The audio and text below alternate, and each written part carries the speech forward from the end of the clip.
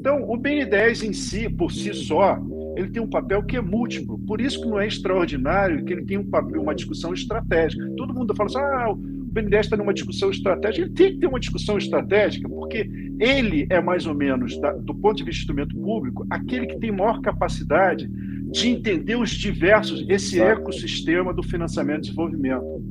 Então, eu não sou fã por uma questão ideológica, eu sou fã por uma questão prática. Né? É assim que funciona.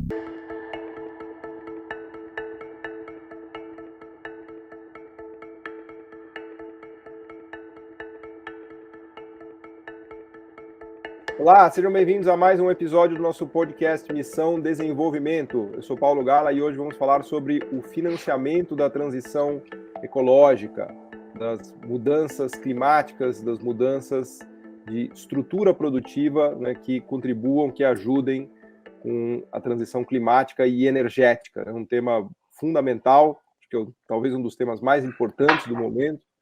E para falar sobre isso, a gente conta aqui com a presença, uma alegria enorme, honra receber o professor Rogério Studart para falar do tema. Ele que é um grande especialista em questões de financiamento e questões de transição ecológica e energética. Então temos aqui uma confluência de duas áreas de expertise que não são triviais, né? Tanto a parte de financiamento do desenvolvimento, financiamento de países, né, em geral, estruturas de financiamento, quanto essa discussão climática e energética. Então, professor, é uma honra, uma alegria. Pediria só que você pudesse apresentar rapidamente, 2 minutinhos, só para quem não te conhece aqui do nosso público, e depois a gente já mergulha na questão da discussão propriamente dita. Obrigado, alegria te receber aqui. Paulo, obrigado a você. Né? Você sabe disso, eu sou fã do programa Missão Desenvolvimento, do seu trabalho. Para mim é uma honra voltar aqui para conversar sobre isso com você, né?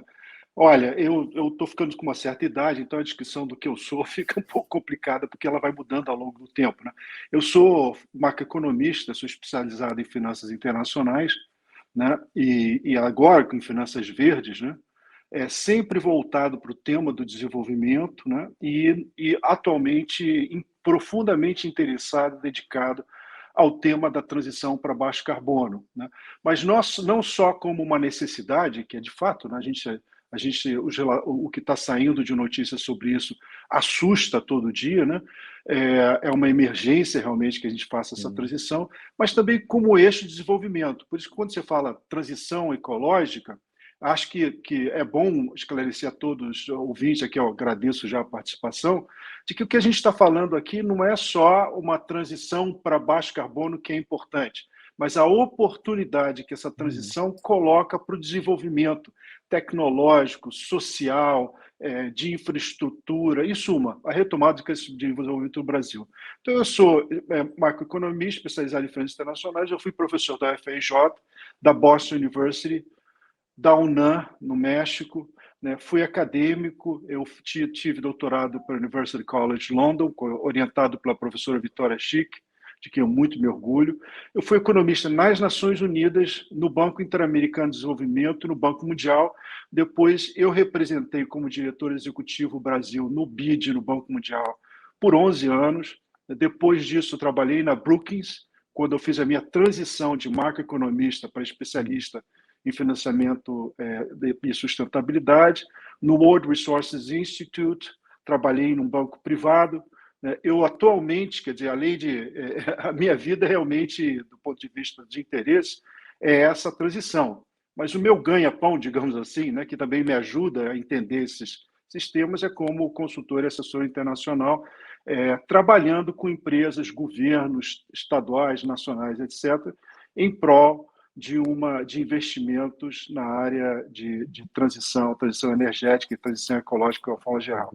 Eu também sou Senior Fellow do SEBRE, do GFCC, né, que é o Global Federation of Competitive Councils. Sou membro de 3 conselhos de administração, 2 ONGs voltadas ao tema do clima e uma ONG voltada a apoiar crianças e proteger crianças de rua. No Brasil, isso, poderia falar. Acho que o mais importante, Paulo, talvez mais importante disso tudo, é que eu sou pai de 5 filhos, né, entre 32 e 13 anos, gêmeos de 13. 5 filhos, caramba, não sabia. E meus gêmeos, uma menina e um menino que eu adoro, tem 13 anos, e que foram que realmente me inspiraram a Hum. me transformar do ponto de vista profissional para esse tema, que é um tema do futuro. Bom, É, você é um herói, né? 5 filhos, você tá na categoria não, heróica já, né? eu acho que eu sou abençoado com isso. Abençoado tanto do ponto de vista pessoal, Paulo, como também Uhum. de possibilidade de refocar, né, focar a minha vida num tema importante, que é o futuro. Você olha para os seus Claro. filhos e você fala, É, qual é o futuro deles? Então eu me retransformei, eu me transformei de novo para tratar desse tema, muito inspirado no nascimento deles. legal. Fantástico. Então vamos lá.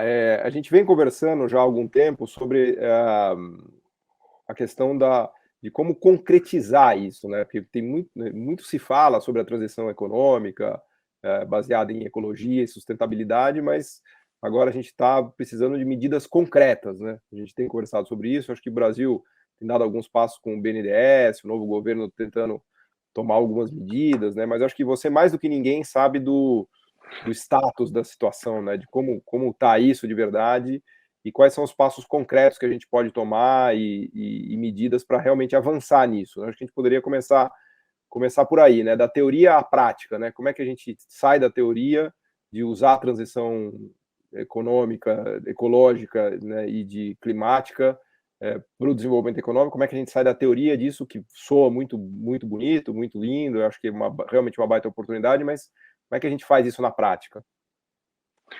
Paulo, olha, eu quero te dizer que, primeiramente, eu sou muito otimista, né, sobre a possibilidade do Brasil utilizar a sustentabilidade como eixo de desenvolvimento, mas eu fico um pouco preocupado, né? E preocupado e me sentindo um pouco culpado, e eu vou te explicar por quê dessa preocupação.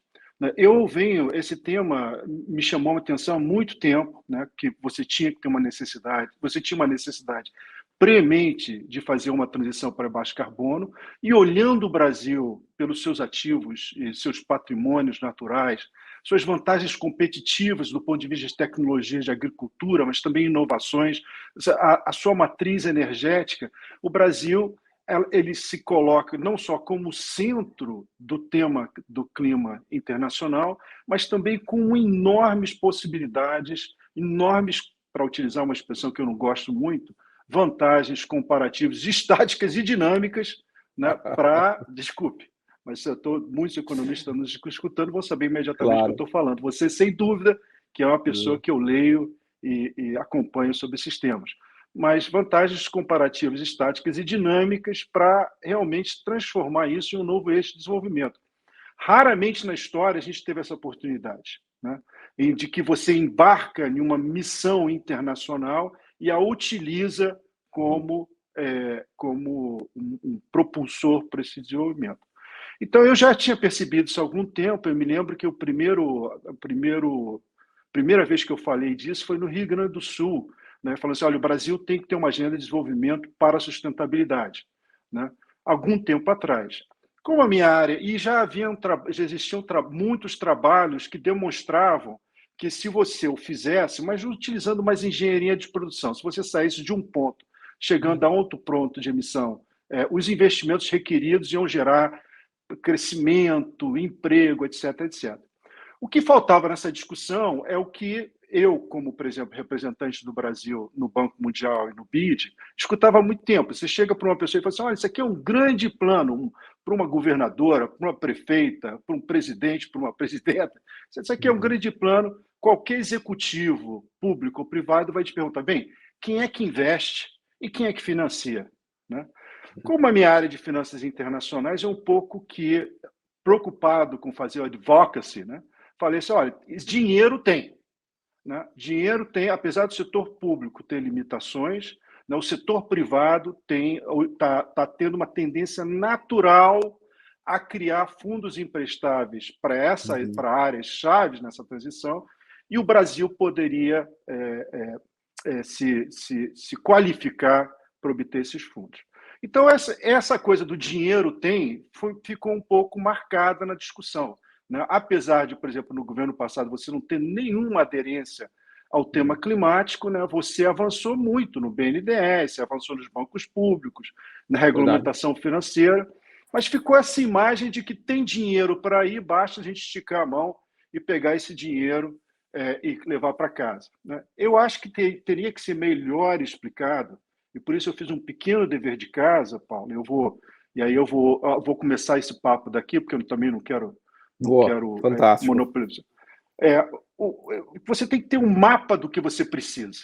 Um mapa, o que eu chamei de mapa para utilizar uma coisa ecológica do ecossistema de mobilização de recursos. Esse mapa começa com planejamento da ação climática, né, a governança do planejamento, ou seja, assim o papel do Estado, junto com o setor privado, definir o horizonte de investimentos, as necessidades de financiamento, planejamento mesmo. O segundo, originar projetos de boa qualidade e agregá-los, né? E aí o papel das agências públicas, das empresas nacionais de construção, que é uma outra discussão no Brasil, dos estados e municípios. Terceiro, utilizar uma linguagem que conecte esses stakeholders, né? E que a gente pode chamar da taxonomia, né? Não só a taxonomia do que a gente faz, mas entender a taxonomia que os outros usam para estabelecer a língua franca. Outro dia uma pessoa falou o esperanto desse ecossistema. Quarto, você ter pessoas que classifiquem isso, façam um rating, acompanham isso, né? Você tem que ter classificadoras. 5, você precisa desenvolver engenharias financeiras, né? Para isso, para mitigação de risco, para redução do custo de capital, para dar garantias, para fazer blended finance. 6, estabelecer as pontes. Esse ecossistema, eles são pontes que têm que ser conectadas, né? Eu chamo pontes institucionais. Com parceiros internacionais, com os parceiros nacionais, privados e públicos. 7, implementação. Você tem que implementá-los bem, você tem que ter sistemas de implementação bem. E 8, monitorá-los. Pode parecer muito que esse ecossistema é muito complicado, mas para criar um pouco de menos desalento nisso, no que a gente vai discutir, eu acho que o Brasil tem tudo isso e ele precisa conectar melhor isso. E aqui a gente pode começar a nossa conversa, né? Em suma, sair de uma visão um pouco assim, excessivamente pessimista, de que não tem como fazer isso, até aquela excessivamente otimista de que tem dinheiro por aí, tem investimento por aqui, é só botar a mão e a gente pega, né? Boa, fantástico. Você está colocando um mapa aí de construção desse ecossistema, né? Acho que, num certo sentido, os elementos estão por aí, né? Mas eles precisam ser organizados, né? Como se os ingredientes estivessem ali em cima da mesa, mas precisa fazer o prato, né? Cozinhar o prato, né? Eu acho que a gente poderia começar pela parte de instituições públicas. Não sei, Rogério, você me conduz aqui, mas me parece que os estímulos iniciais precisariam ser dados pelos estados, municípios, pelo governo federal. Você tem um problema de ovo e galinha aí, né? Como é que você inicia esse processo? Como é que você põe o processo para andar, né? Eu acho que ele tem, aqui e acolá ele está andando, mas talvez não com a velocidade e com o volume que a gente gostaria, né? De onde vêm as fagulhas, né?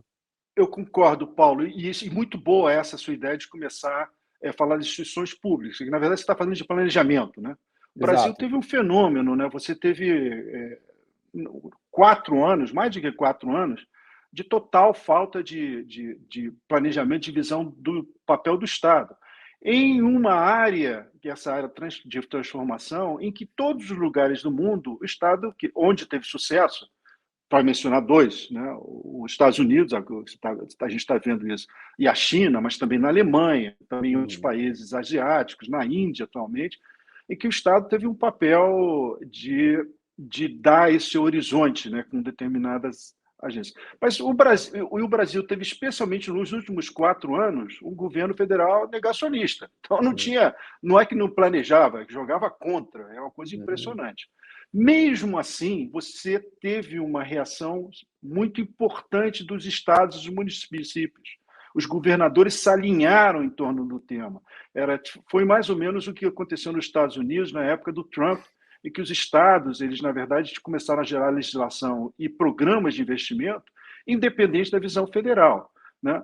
Nos Estados Unidos, por acaso, isso é um pouco mais fácil do que o Brasil. Por quê? Porque a maioria dos recursos para financiar infraestrutura, por exemplo, vem do orçamento federal. Então, o que os estados têm que fazer, na verdade, os municípios, é utilizar o orçamento que lhe é concedido e aí sim determinar como investir. No Brasil, não. No Brasil, os estados e os municípios ficavam lutando entre uma situação fiscal muito apertada, né, e um governo federal que não tinha nenhuma possibilidade, não tinha nenhuma ambição em fazer qualquer coisa. Avançou bastante, né, e eu acho que esse governo atual teve até uma overdose no termo na constituição dessa arquitetura, dessa governança, né? E esse é um problema. Né? Por quê? Porque se você olha hoje o mapa dos ministérios, né, a estrutura atual do ministério, todo ministério tem uma área ambiental, tem uma área de planejamento. O que é ótimo se você tivesse uma coordenação nacional, que eu acho que já está, as pessoas estão começando a sentir essa necessidade, né? Mas você tem, por exemplo, no Ministério da Justiça e Segurança Pública, uma diretoria de Amazônia e Meio Ambiente da Política Federal. Desenvolvimento agrário, você tem uma parte de reconhecimento de territórios. Povos indígenas, Secretaria de Gestão Ambiental. Ministério de Desenvolvimento, Indústria e Comércio, Secretaria de Economia Verde e Descarbonização. Ministério das Relações Exteriores, Secretaria de Clima, Energia e Meio Ambiente. Ministério da Fazenda, Subsecretaria de Financiamento e Desenvolvimento Sustentável. Todos os ministérios, você sentindo e tendo um compromisso com o tema, acabou se criando uma sobregovernança, e agora o que você precisa é coordenar essa sobregovernança ao nível estadual, né?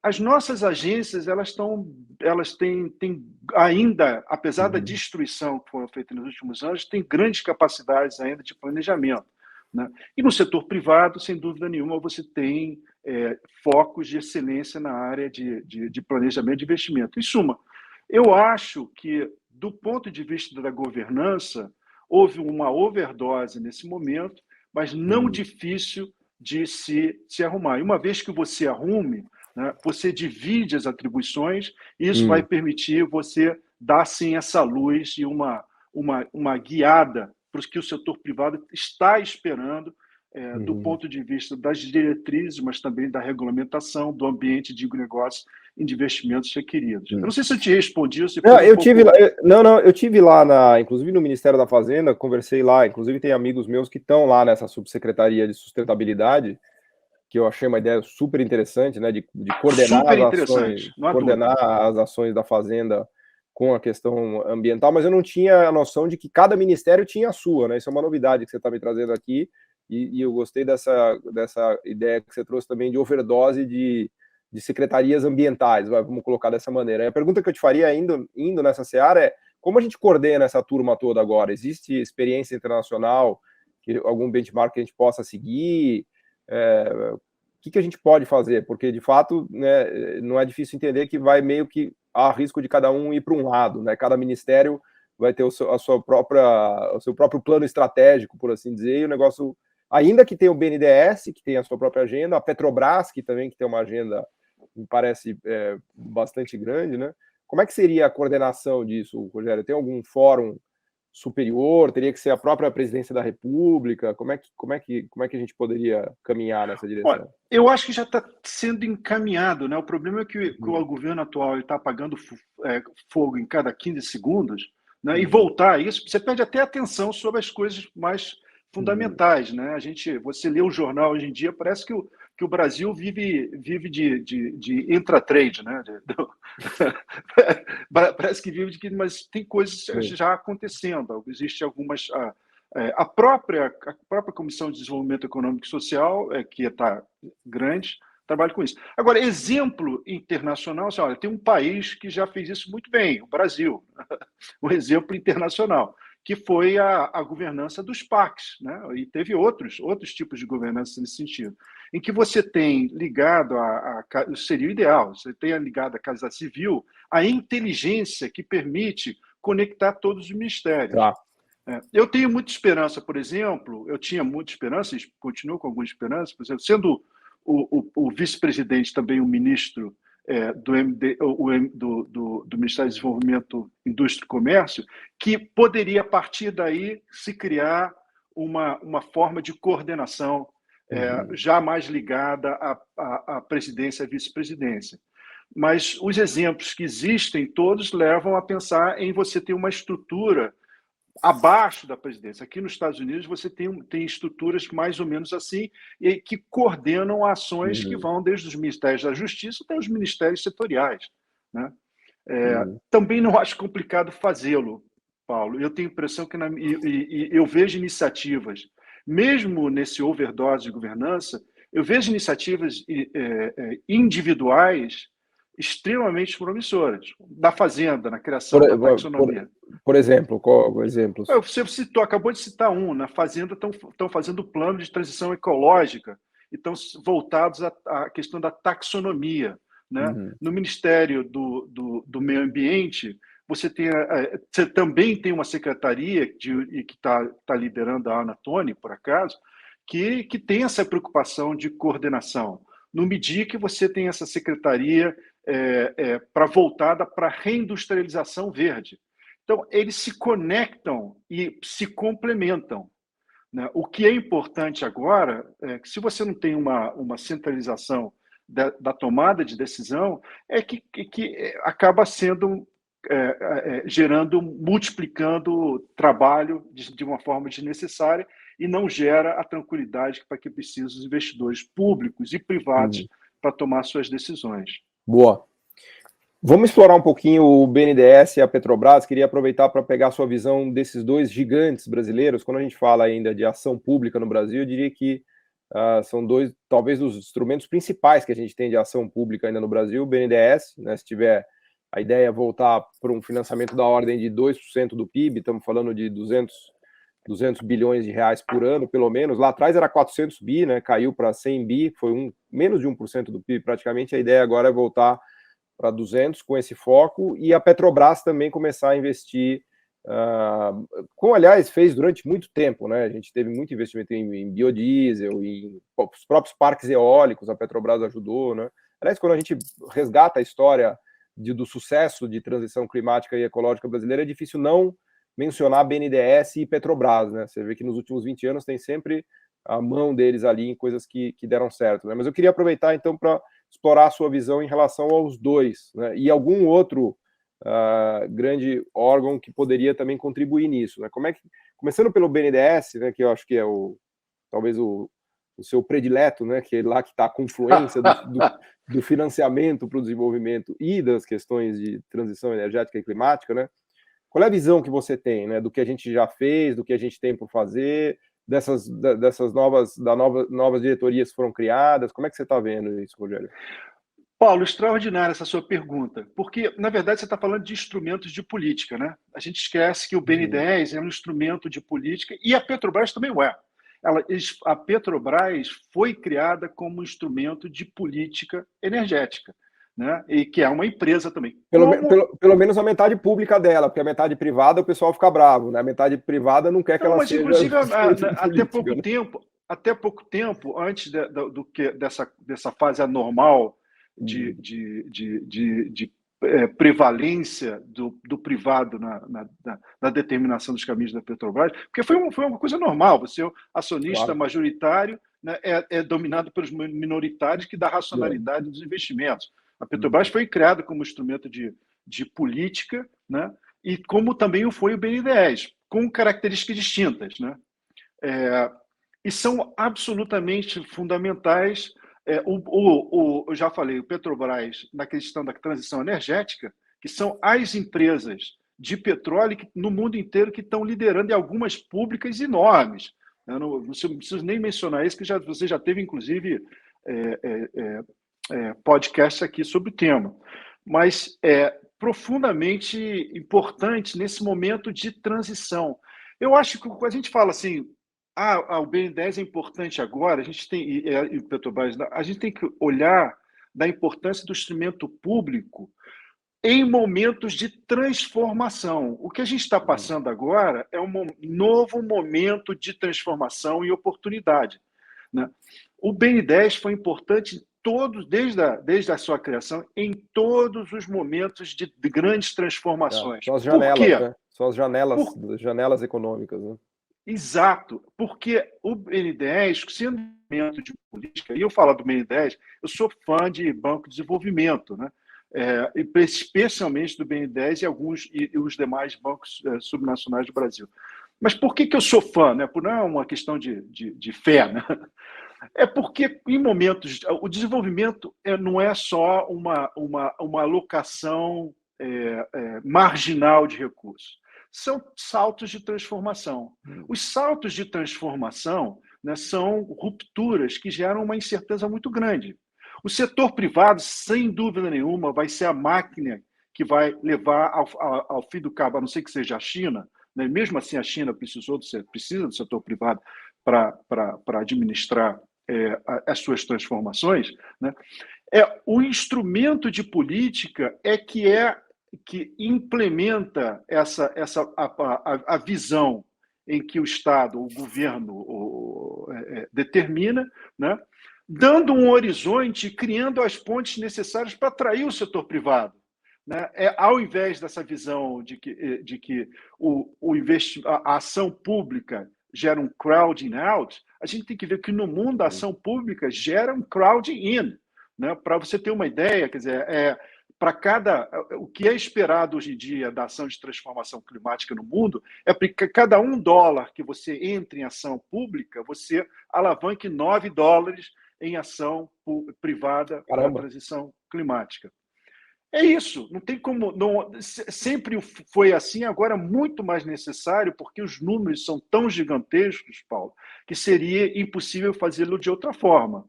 Então, o BN10 ele tem uma vantagem, ele sendo um instrumento de política, e um instrumento de política com capacidade de financiamento, ele tem aspectos múltiplos. Primeiro, ele pode interagir na própria definição da visão, das mudanças regulatórias necessárias, os aprimoramentos do ambiente de investimento, né? Isso é uma parte, só uma parte deles. Outra coisa que ele pode fazer, ele pode, com o seu dinheiro, fazer mitigação de riscos, né? Se associando ao setor privado, atraindo investidores multilaterais, filantrópicos, emitindo no mercado para se juntar ao capital e criar custos de capital melhor. Ele pode ajudar, como tem feito sistematicamente, na originação de projetos de boa qualidade, que é a segunda parte mais fundamental de qualquer transformação, Paulo. É você olhar e ver se os riscos operacionais e pensar a questão do financiamento ao longo do ciclo do investimento. Né? Vamos colocar de uma forma simples. Né? Você tem um projeto que você quer fazer de saneamento básico. Você tem que pensar, primeiro, quais são os riscos climáticos que está exposto, quais são os riscos operacionais, etc. etc. Esse projeto ele tem que ser financiado em que partes? Quem é que no futuro pode financiar do setor público? Em geral, saneamento é mais setor público mesmo. Né? Mas quem pode ser setor privado? Mas pense em qualquer projeto de longo prazo. Então, o BNDES tem esse papel extraordinário de poder ajudar simultaneamente, né, o upstream, né, que ajudar na criação de um ambiente de investimento. No desenho, né, de tudo isso. No desenho. E ajudar na criação de projetos e agregação desses projetos. Né? Aí também o BNDES pode inovar na criação de instrumentos para mitigar esses riscos, já olhando a captação de recursos. Então, o BN10 em si, por si só, ele tem um papel que é múltiplo. Por isso que não é extraordinário que ele tem um papel, uma discussão estratégica. Todo mundo fala assim, o BN10 está numa discussão estratégica. Ele tem que ter uma discussão estratégica, porque ele é mais ou menos, do ponto de vista do instrumento público, aquele que tem maior capacidade de entender esse ecossistema do financiamento e desenvolvimento. Né? Então, eu não sou fã por uma questão ideológica, eu sou fã por uma questão prática. Né? É assim que funciona no desenvolvimento, assim que inclusive, quando a gente olha o sucesso dos parques eólicos do Nordeste, eu acho que são uma aplicação prática de tudo isso que você estava contando, né? Toda a construção lá dos parques, todo o papel que o BNDES teve de liderança, de desenhar, de chamar os agentes privados, de chamar financiamento, depois de trabalhar com as debêntures de infraestrutura, que também contribuíram muito, de fazer o tal do crowding in, né? Então não é por acaso que a gente tem hoje mais de 10, quase 13% da energia brasileira sendo gerada por parques eólicos, né? Acho que tem um belo exemplo ali, Exatamente, exatamente. E no mundo é assim, viu, Paulo? Você sabe disso. Na Alemanha, a KfW, isso já foi falado e dito, eu não preciso repetir. Mas vamos olhar o que o BNDES está fazendo hoje em dia. Tem um trabalho extraordinário. Né? Você já está pensando exatamente como é que você pode alavancar os recursos, sabendo-se que o BNDES está muito menor do que deveria ser, né?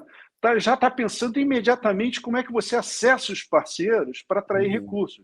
Um dos papéis que está sendo feito já, além da ajuda da originação, é o desenvolvimento de uma taxonomia. O BNDES está evoluindo na sua taxonomia, que é profundamente necessária. Vamos pensar na conexão dos pontos. Né?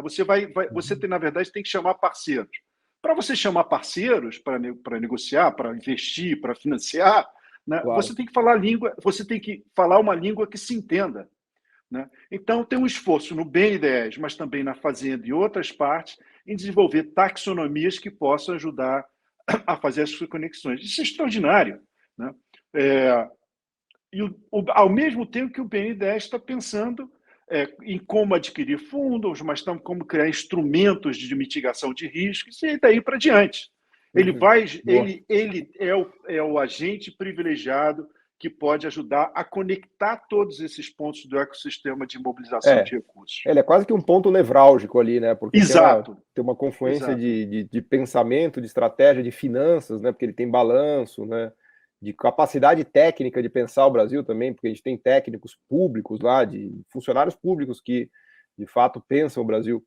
Mas eu não queria gastar todo o tempo aqui com o BNDES, queria falar um pouquinho da Petrobras também, da indústria do petróleo, Rogério, porque eu acho que esse é um tema fundamental. Também aí, né? Até se você quiser falar um pouco de experiência internacional, de Saudi Aramco, de noruegueses, enfim, fica à vontade, mas eu acho que é um tema para a gente pensar, porque o Brasil virou um grande player, é um troço meio paradoxal, né? O Brasil está fazendo 3 milhões de barris de petróleo dia, mais do que o triplo do que a gente fazia no início dos anos 2000, a gente virou uma das grandes potências de petróleo do planeta, que traz uma riqueza gigantesca, mas ao mesmo tempo a gente quer transitar para outras formas de energia, né? Como é que a gente lida com isso? Eu acho que você já disse, a experiência internacional é que as empresas, na verdade, usam os seus superávites que estão sendo obtidos na venda, no aumento da extração e venda, para subsidiar processos de transição energética em outros pontos. Faz isso, e fazem não só investimento em R&D, mas também investimentos ali na ponta, inclusive na originação dos projetos. Né? A Petrobras, na verdade, continuou sendo essa potência um pouco por inércia, porque não houve a intenção não era essa nos últimos anos, né? A intenção era realmente retirar todos os recursos possíveis para distribuir aos acionistas. Mas é tão grande, tão importante e tão nevrálgica, né, e tão importante internacionalmente que acabou desenvolvimento, algo que tem que refocar. Né? Pensando de uma forma pragmática. Por exemplo, o Brasil sim tem acesso, eu estou vendo essa discussão sobre extração, eu sou um ambientalista, né? Mas você tem que pensar, o Brasil tem capacidade de extração de recursos com mínimo de risco ambiental, então vamos fazê-lo e utilizar ao máximo isso para alavancar a sustentabilidade em outras áreas. Né? Enquanto a gente tem essa possibilidade. Investir também em educação, né? E tecnologia a partir desses recursos. Senão a gente vai ficar tentando proteger uma pequena parte, enquanto todo o resto necessário para fazer a transição fica abandonado. Né? Então, a experiência internacional é essa. Né? O que o Brasil tem que ser inteligente é liderar na utilização maior ainda, com maior intensidade, dos recursos excedentes para fazer a transição para baixo carbono. Boa. O momento é mais propício impossível, porque realmente está jorrando dólar de petróleo no Brasil, algo que a gente não imaginava há 20 anos atrás.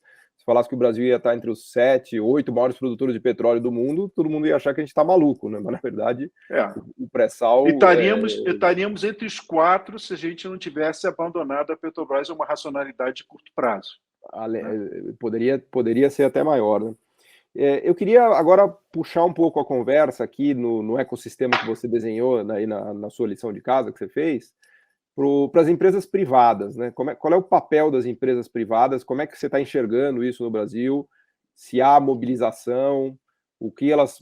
Porque, assim, a gente sabe que o grande drama é que, no primeiro momento, as atividades ambientalmente sustentáveis não são lucrativas, elas se tornam lucrativas num segundo momento, quando você já tem economia de escala, quando a tecnologia já está madura, né? É um troço, né? Um negócio que demanda tempo, né? Senão, todo mundo já teria transitado para formas, obviamente, ambientalmente mais sustentáveis, né? Então, o grande drama é que o sistema de preço de mercado não favorece, no curto prazo, uma transição rápida, né? Mas me parece que as empresas já têm começado a se mobilizar, a pressão social também está grande. Como é que você enxerga isso aí dentro desse ecossistema? As empresas brasileiras se destacam em relação às lá de fora, ou estamos atrasados, ou a mobilização de ONGs, né, e de instituições públicas não estatais está andando? Como é que está essa peça do nosso quebra-cabeça, Rogério?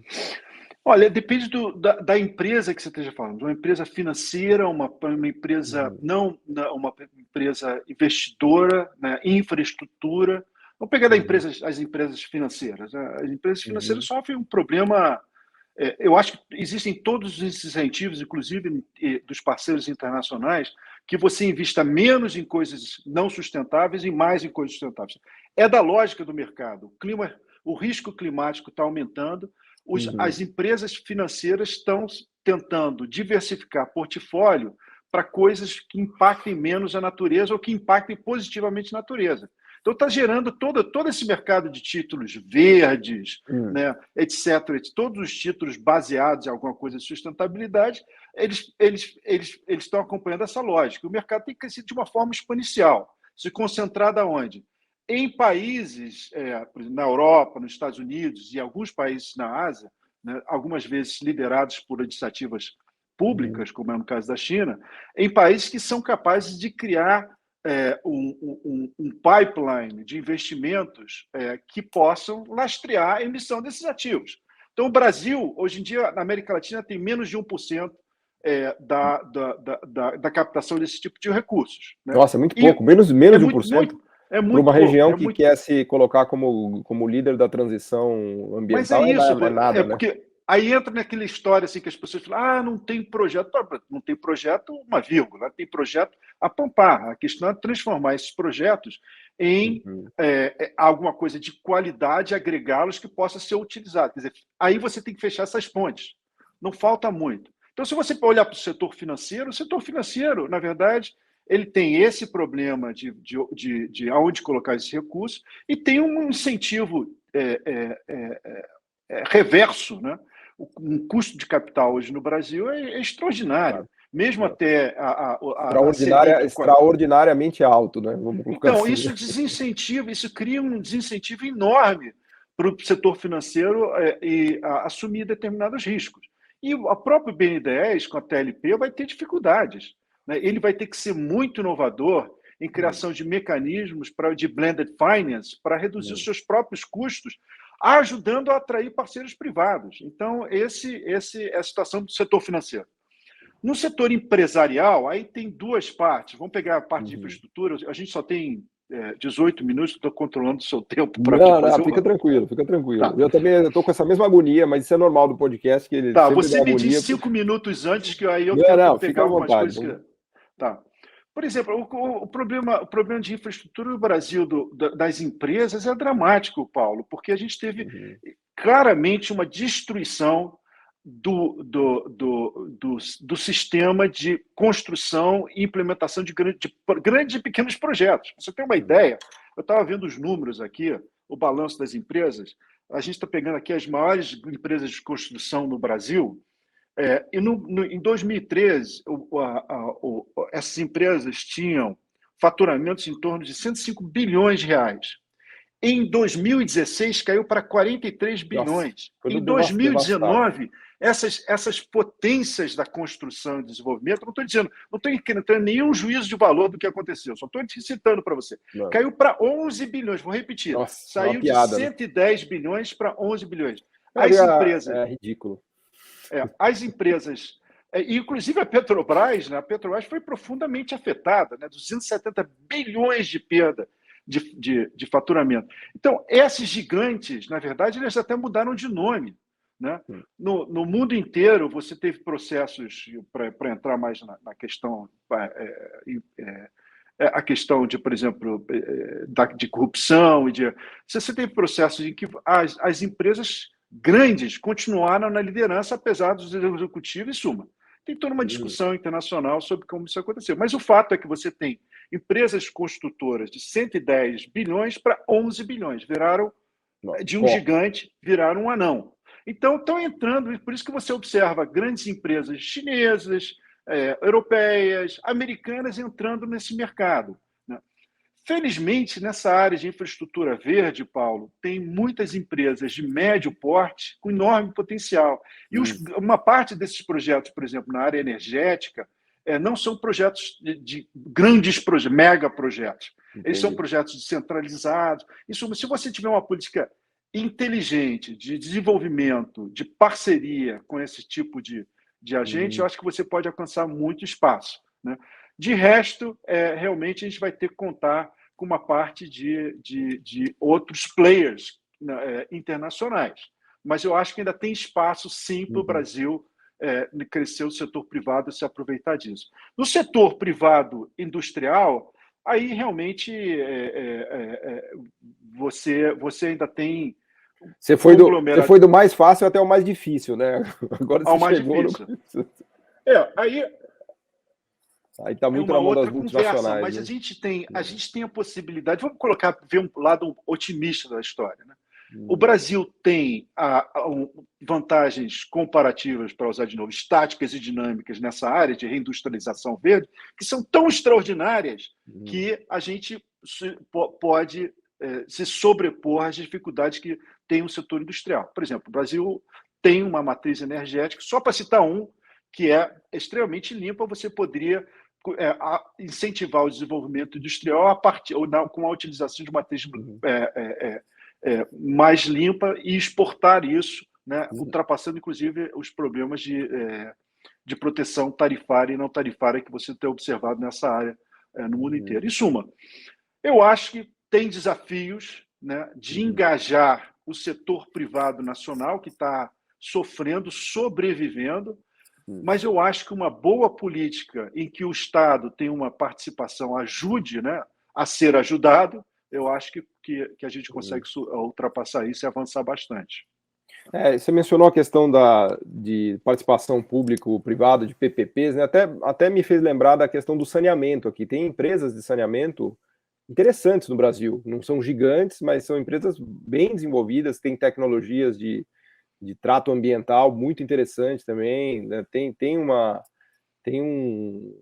fronteira aí que eu acho que o Brasil pode explorar. E até queria te ouvir também um pouco sobre as PPPs, né? Porque eu acho que é um caminho, né? Talvez a gente migre agora para PPPs verdes, né? Eu acho que essa discussão de parceria público-privada com transição ambiental e ecológica vai ganhar ainda mais força, né, no final do dia, porque conectar a discussão da infraestrutura com o financiamento, com a transição ambiental, acho que é o que está na mesa no momento. Né? Me parece que o governo está pensando em soltar um grande programa aí de PPPs. Né? Qual é a sua visão disso, Rogério? Tomara, eu acho que tem que ser uma mistura, sinceramente, para só pegar a analogia de um PAC, né, com PPI. É uma mistura, fazer uma mistura inteligente.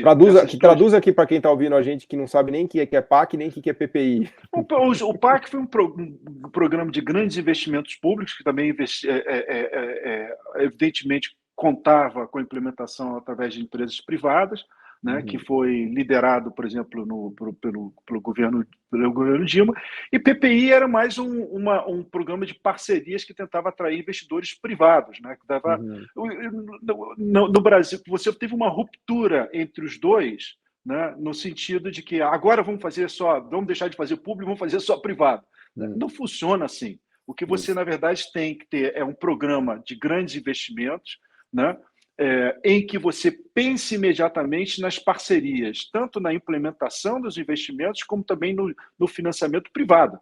Né? Você tem que pensar em parceria real. né? E pensar a parceria real nenhum dos dois parceiros pode estar com perna bamba, né? E claro. O Estado ficou muito de perna bamba e tem que se solidificar. Eu estou muito otimista, Paulo, quando eu olho assim, por exemplo, o novo arcabouço fiscal. Apesar de a gente ter pouco, né, de espaço para fazer investimento, eu acho que um pequeno retomada do crescimento, um pequeno aumento de receitas, a gente tem uma margem de utilização para investimento público que pode alavancar dentro dessa linha de sustentabilidade muito investimento e financiamento privado. Né? Então, eu sou otimista nisso, né? Mas os desafios não são pequenos. Não são pequenos. Eu acho que a ideia é que, inclusive, tem um piso ali de pelo menos uns 60, 70 bilhões de reais. 70 bilhões de reais por ano de investimento público, já seria quase o dobro do que se faz hoje, né? De tão ridículo que foi o nosso número, né? Mas, de fato, se isso for bem investido como catapulta, como forma de alavanca, né? De crowd-in, de trazer os investimentos privados, pode ser um caminho interessante. Até, falando aí do PAC, me fez lembrar alguns sucessos que a gente teve também, né? Me lembrei até do sucesso tecnológico da Embraer, do KC-390, que pouca gente fala, mas ele é filho do PAC, né? Esse cargueiro de guerra, que na verdade ele é muito mais usado para questões humanitárias e de ajuda que o Exército precisa fazer do que para combate em si, né? Agora, na época do Covid, ele teve um papel muito importante aqui no Brasil, mas só para dar um exemplo de sucesso do que foi o PAC, né? Onde ele acertou, né? Teve problemas, mas a gente tem hoje um dos aviões de carga mais eficientes do planeta Terra, né? Quem diria, né? Essas coisas que o Brasil faz, né? O Brasil não é capaz de fazer carros, né? Não tem uma empresa brasileira de carros, mas tem uma Embraer que, aliás, é também um grande exemplo de um resultado positivo dessa parceria público-privada, né? Impossível você pensar na história da Embraer sem pensar nas duas pernas que você falou, que tem que ter as duas pernas firmes, né? Paulo, outro dia eu estava escutando o seu podcast com um querido amigo, que é o Roberto Alvarez, e ele escreveu um artigo chamado "E se o Brasil tivesse um Tesla?" Aliás, muito legal. Vamos recomendar esse artigo aqui que ele escreveu recentemente, está muito bom, né? E eu diria o seguinte: se a Embraer, se o Brasil não tivesse tanta oscilação, inclusive oscilação do ponto de vista ideológico, político, pouco pragmatismo, né? Houve essa polarização não foi só uma polarização de ideias, foi uma polarização de posições sobre desenvolvimento. A Embraer já podia ser o nosso Tesla. Né? Claro. Essa é a provocação que eu vou fazer ao querido Roberto Alvarez. Já poderia ser, na verdade, já é o nosso Tesla. Está bem encaminhada mesmo.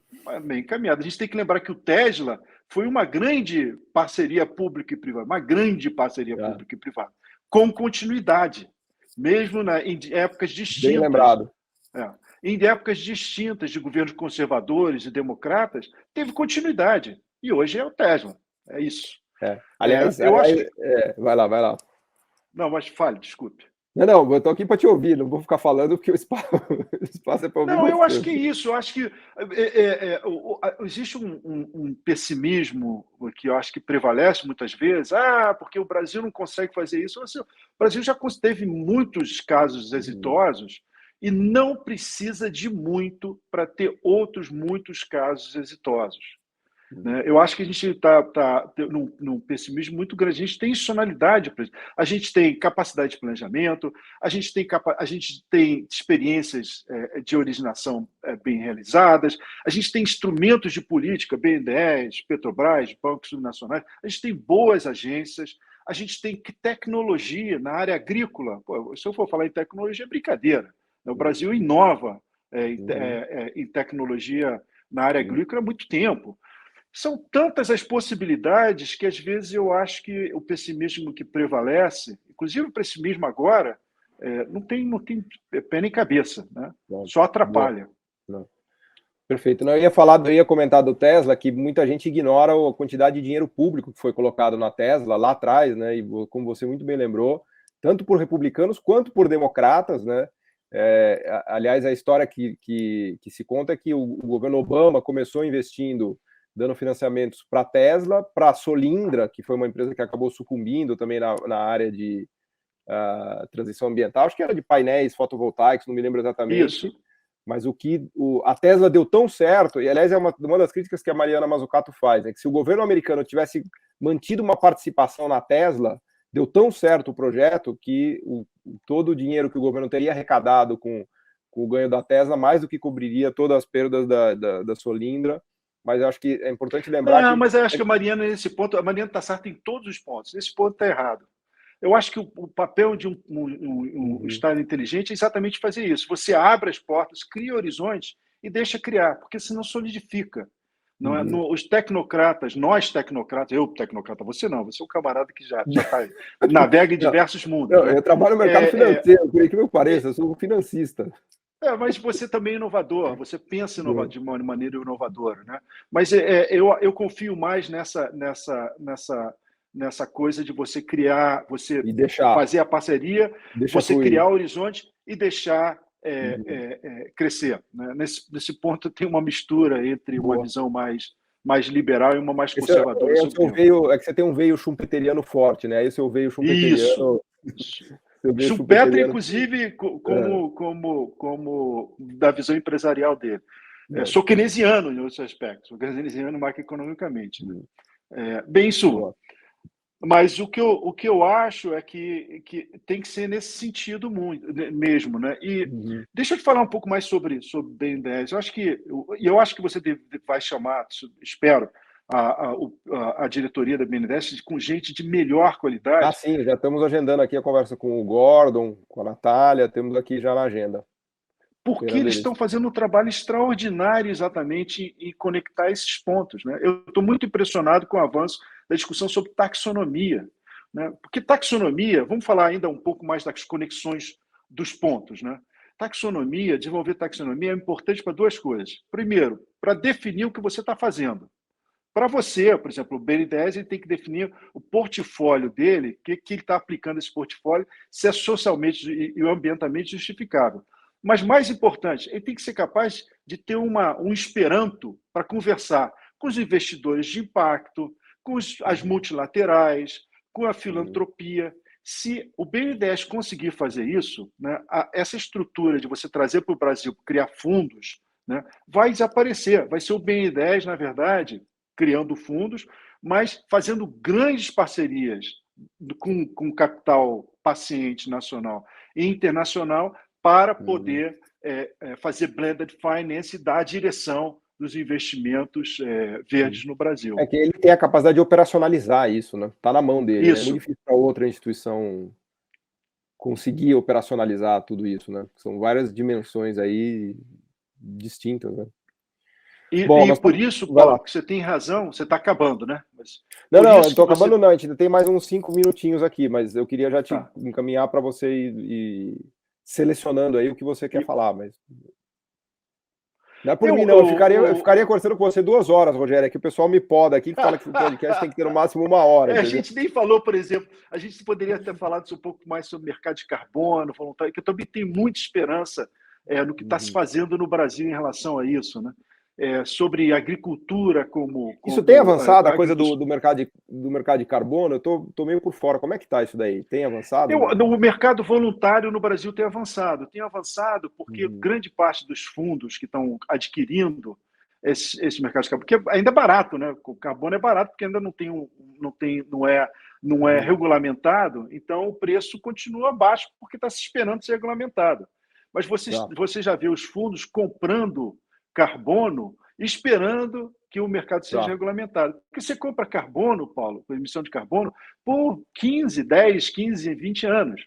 Então, se você compra o direito a vender isso para o depois lá na frente o valor disso vai explodir. Isso. Então, no momento, eu acho que a tendência internacional tem andado muito devagar no mundo, né, no Brasil muito mais ainda, mas eu acho que tragicamente vai se acelerar. Eu falo tragicamente vai se acelerar porque a emergência climática ela está acelerando. Então, existe uma pressão para os estados de você gerar soluções que sejam públicas para esse problema. Então, eu vejo com pessimismo o avanço do problema climático e com otimismo a possibilidade de que você gere soluções, que você acelere as soluções, né? E uma dessas vai passar pelo mercado de carbono. Se for isso, o Brasil aí vai sair de braçada. A capacidade do Brasil só de reflorestamento, você capturar carbono, né? Você utilizar terras degradadas para gerar... Isso é enorme. E ainda mais um dos países que tem maior capacidade, já é um dos maiores produtores de produtos orgânicos e sustentáveis na agricultura. É extraordinário, Paulo. Por isso que eu fico animado. Não é só porque eu queira que aconteça, não. É porque as condições reais elas se colocam para o Brasil. Boa. Fantástico. Vamos lá, quer deixar algumas palavras? Ia pedir para você deixar umas palavras finais, mas essas já estão muito boas, né? Porque você deixou uma mensagem aqui. Eu só estou te ouvindo aqui, revendo o meu dever de casa, porque para você, realmente, eu tive que fazer um dever de casa. Então, estou vendo aqui o dever de casa, o que faltou nos nossos 5 minutos.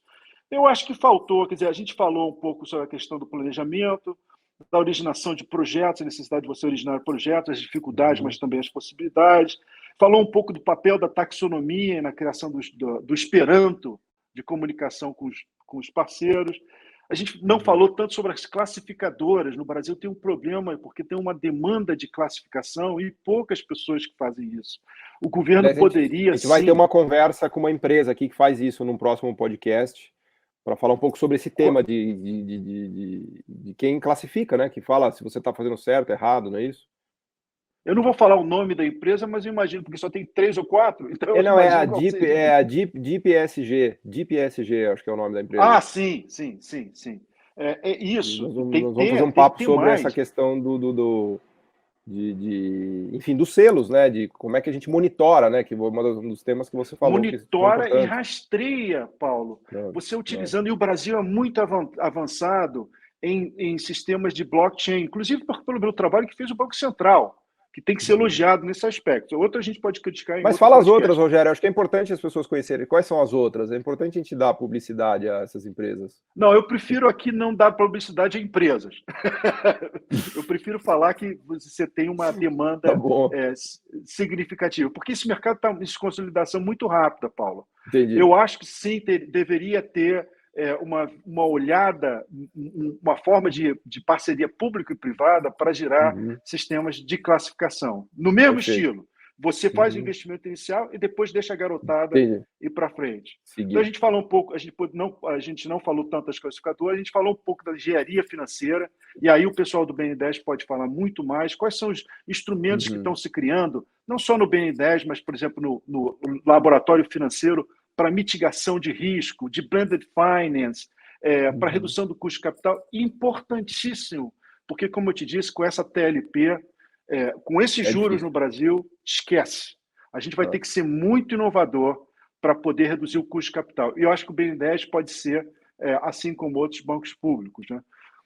A gente falou um pouco das pontes institucionais, né, que você precisa ter uma política não só nacional de criar essas pontes, mas internacional. O Brasil perdeu a capacidade de fazer as pontes com multilaterais, com um objetivo claro, não é só pegar um dinheirinho ali, é uma visão de parceria, de alavancagem de recursos. A gente falou um pouco da importância da implementação e do monitoramento, que também é uma coisa a ser colocada. Em suma, pouco, Paulo, para terminar aqui, estou vendo aqui que a gente tem 2 minutos, né? Eu fico olhando aqui o seu relógio, eu sempre tento ser disciplinado com isso, né? Eu acho que por isso que eu falei, olha, eu me sinto muito culpado, porque no desejo de colocar também o tema em pauta, acabou gerando, não fui eu especialmente, eu só tinha uma pequena participação nisso, mas acabou se gerando uma impressão, um falso otimismo no Brasil, né? Você tem em relação à mobilização de recursos, você tem um otimismo exacerbado, tem muito dinheiro para ele, só para a gente esticar a mão, e tem aquele pessimismo que eu acho crônico, que diz assim, isso aí você não pode mobilizar recursos nenhum, tem que ser dinheiro público. Como a gente tem pouco dinheiro público, esquece, né? Eu acho que é importante nesse momento, Paulo, especialmente que você começa um novo governo com esse novo mandato, eu espero que o novo momento do desenvolvimento brasileiro, que você entenda qual é o ecossistema, o que você tem de fortalezas nesse e o que você tem de deficiências no atual, e só termino dizendo o seguinte, tendo em vista, né, a nossa história, as nossas instituições, os nossos instrumentos políticos e o nosso setor privado e a nossa inteligência, não vejo porquê, já em 2024, se você trabalhar bem nos próximos 6 meses, já em 2024 você começar a apresentar resultados muito significativos. Nesse sentido, eu sou talvez um dos analistas econômicos mais otimistas, porque eu acho que o Brasil pode voltar a crescer agora, isso vai gerar um pouco mais de espaço para a utilização de recursos públicos na solidificação desse ecossistema que te leva a um investimento maior em 2025, 2024, 2025 e ali para diante. Eu espero que isso seja o início de um novo ciclo de desenvolvimento e crescimento do Brasil, né? Justo, próspero e sustentável. Boa. Fantástico, professor Rogério Studart, muito obrigado aqui por sua participação. Tomara que a sua profecia aqui se realize, né? Que a gente entre num novo ciclo de crescimento mais sustentável, mais equilibrado, né? Tanto do ponto de vista social quanto do ponto de vista ambiental, e mais justo, né? Aliás, é um tema-chave aqui do nosso podcast Missão Desenvolvimento, né? Tomara que esse desenvolvimento venha. Muito obrigado, Paulo, professor. Sou eu que tenho a agradecer ao professor Gala, né, por estar aqui com você. Eu sempre aprendi mais que você e eu agradecer a generosidade por você deixar, apesar de você saber muito mais sobre esses temas do que eu deixar dar um pouco da minha contribuição aqui. Obrigado aos ouvintes por estar aqui com a gente. Eu lia seus textos há muito tempo atrás. Você estava me influenciando já lá quando eu estava na graduação, nos anos 90, eu estava lendo já seus então textos, você foi o segundo leitor. Agora que sei quem já era um grande leitor dentre muitos leitores que você tinha lá, já desde os idos dos anos 90 ali, me lembro muito do trabalho seu. Professor, obrigado, foi um prazer enorme. Valeu. Obrigado, Paulo. Um grande abraço para você. Obrigado de novo, tá? Obrigado, gente. O podcast Missão Desenvolvimento é uma realização da AFB-NDS, Associação de Funcionários do BNDES, e vai ao ar semanalmente em todas as plataformas digitais. O programa tem direção de Felipe Peçanha, produção de Tatiana Gurgel e edição de Pedro Rocha. Para saber mais, acesse nosso site www.missãodesenvolvimento.com. Você também pode assistir a outros episódios já gravados nos canais do Missão Desenvolvimento e da AFB-NDS nas redes sociais. Até a próxima!